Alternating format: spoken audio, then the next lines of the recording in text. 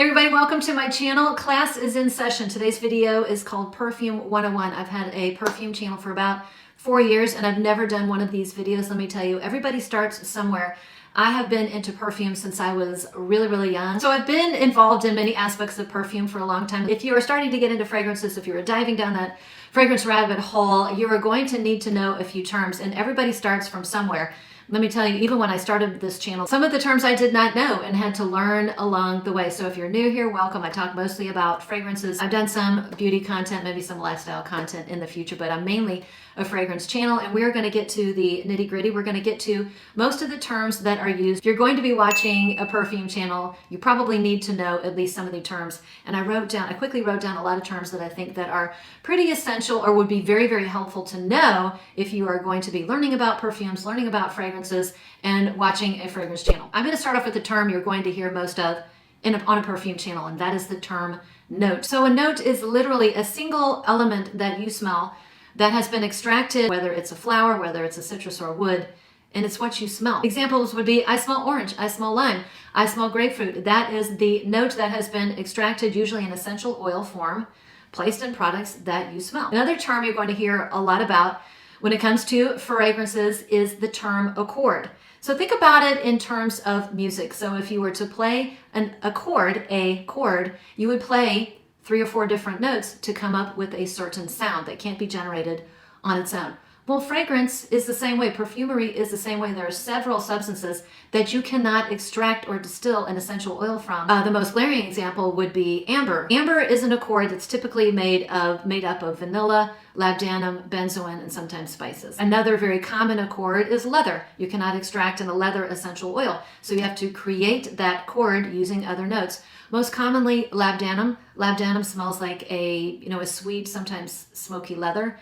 And the flower or the bud osmanthus can have a leathery facet. A final example would be gardenia. For whatever reason, chemists are not able to extract an essential oil from gardenia, and so they have to create the accord, the smell of a natural gardenia, using other notes, usually white flowers. So when you smell a perfume that has a gardenia accord in it, you're usually smelling a perfume that has tuberose and sometimes orange blossom, these other white flowers put together to create the accord of gardenia. So let's talk about concentration, fragrance concentration, fragrance strength, and that refers to the perfume oil to alcohol ratio. So the lightest concentration would be an eau de cologne, and an eau de cologne has a perfume oil to alcohol ratio of about 2 to 5%.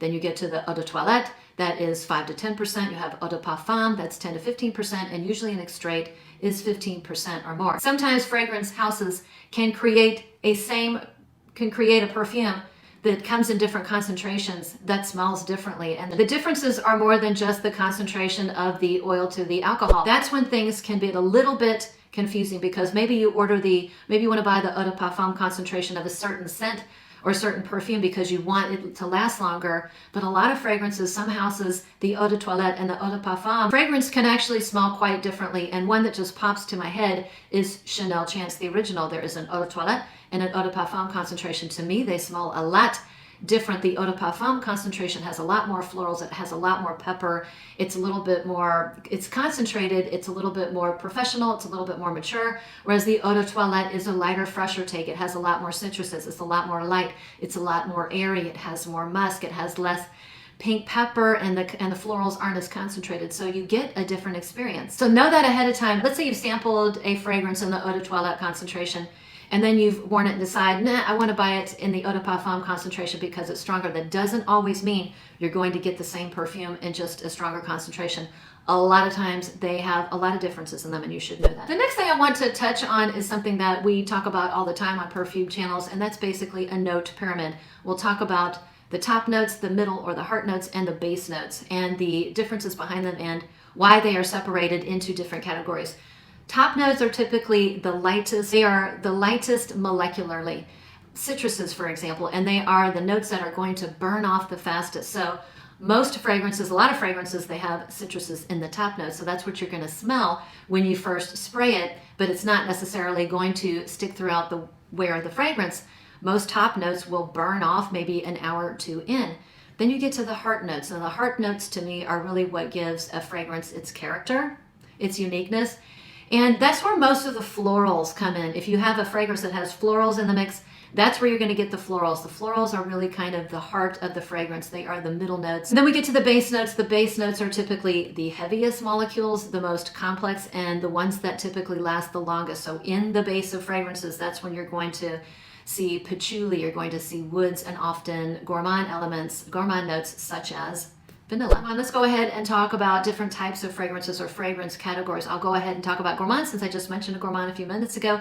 What is a gourmand fragrance? A gourmand fragrance is a perfume that evokes the thought or the smell of something edible. For example, a gourmand fragrance is going to have a lot of vanilla. You're going to see caramel, whipped cream, toffee, chocolate, and coffee. A fragrance category that is very common in men's type of fragrances is called a fougere. These fragrances typically tend to be very herbal. They're very aromatic and oftentimes contain notes such as lavender and oak moss and sometimes some light woods. And that's when people refer to a barbershop type of a fragrance. They're talking about, that's a type of fougere fragrance. And then finally, the CHYPRE category. The CHYPRE category is a fragrance that typically contains a citrus note in the opening, a floral mid, and then the base has patchouli and or oak moss. It used to have to always contain oak moss. That's changed of late because oak moss now has been a lot more regulated. Okay, now we're going to head into some fragrance terminology that talks about fragrance performance. The first one is longevity, and it's basically self-explanatory. How long does a fragrance last? I spray my fragrance at 7 a.m. and can I still smell it at 4 o'clock p.m.?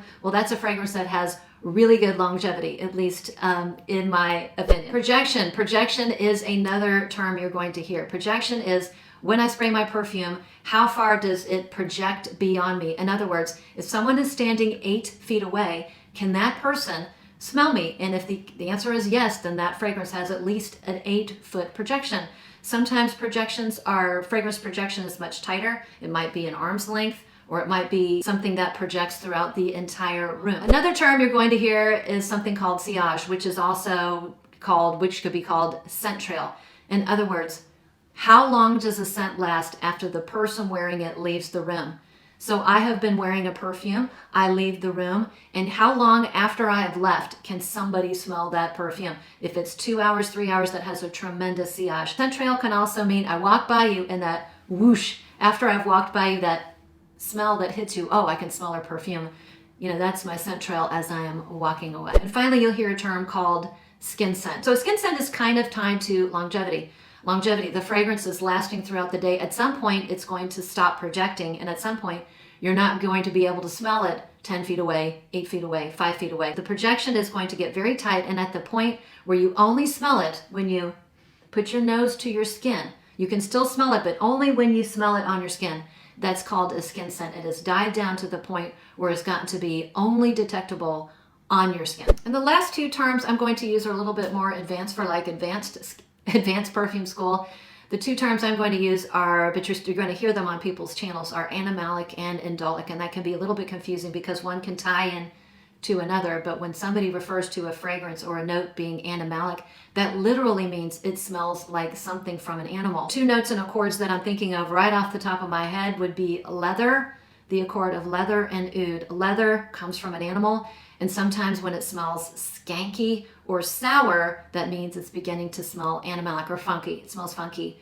And oud is a resin that comes from a certain type of wood, and it is notoriously poopy smelling. Oud can notoriously smell like poop, like animal poops. That's when people can refer to a certain type of a wood or a certain type of an oud in a perfume smelling animalic. It smells poopy, it smells funky. And then tying into animalic would be the term indolic, which is a little bit confusing. The term indolic comes from the chemical indol, which is a chemical compound that's typically, I know it's found in jasmine. And jasmine can sometimes smell indolic, and indols can smell funky. They can also smell kind of poopy. I think some white flowers can smell a little bit like urine, and so they would be animalic for a different reason. But a good example of that is if you get flowers from the grocery store and they smell terrific when you first smell them. As they start to rot, if you were to put your nose in it, that funky, icky, sometimes poopy smell, sometimes you can be picking up the indoles in certain types of fragrances and they smell quite yucky, that type of a smell. And I know for this person right here, it can be a little bit off-putting. So that was it, my quick perfume 101, some terminology I think would be very helpful if you are new to perfume, you're getting into perfumery, you like watching fragrance channels, but sometimes you're not always sure what the terms that they're using means. I hope you found this somewhat helpful. If there are other terminologies, if there are other terms that I didn't include in this video, go ahead and let us know down below, and I'd be happy to do a part 2. Thanks again for sticking around. Thanks for watching. If you liked my content, if you got something out of it, I'd love a thumbs up. And if you are not yet subscribed and enjoy my content as well, I would love it if you would subscribe to my channel and join my fragrance community. And I do take requests, so if there's a video you'd like to see, a topic you'd like me to cover, or a certain category of perfumes, or a house overview, let me know down below. And with that, I'll see you on the next